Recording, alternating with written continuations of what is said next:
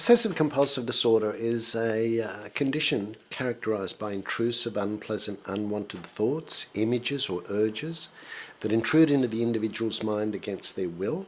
They create considerable anxiety or discomfort, and the person feels that they've got to do something about these thoughts and will often engage in compulsive behavioural rituals that may or may not be connected with the actual thought itself, or they'll engage in what we might call cognitive rituals, where they have to say things or do things mentally to neutralise that particular thought. Look, about 2% of the population here in Australia will experience full-blown obsessive compulsive disorder in any 12-month period.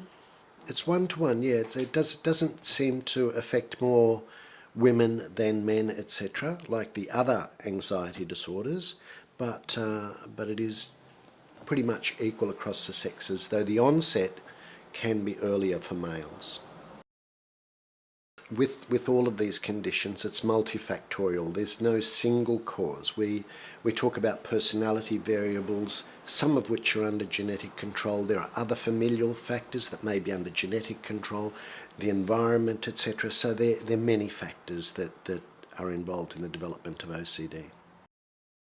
It affects family members in that none of us like to see loved ones in distress. So often family members will find themselves accommodating the OCD. So allowing lengthy showers, allowing lengthy checking rituals, reassuring the person that there is no danger, that nothing bad is going to happen. There's two main treatments that can be used independently or together in combination. So particular types of medication have been found to be useful in the treatment of obsessive compulsive disorder, particularly the serotonin reuptake inhibitors.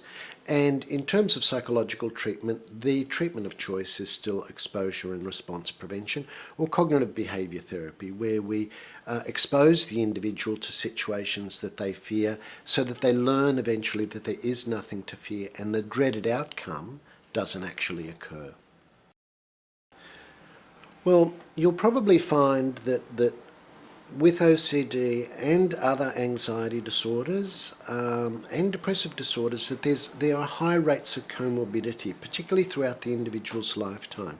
And what that basically means is that there's a shared vulnerability to many of these conditions, so that if someone has an anxiety disorder, they're more than likely to have other anxiety disorders throughout their life and depressive disorders as well.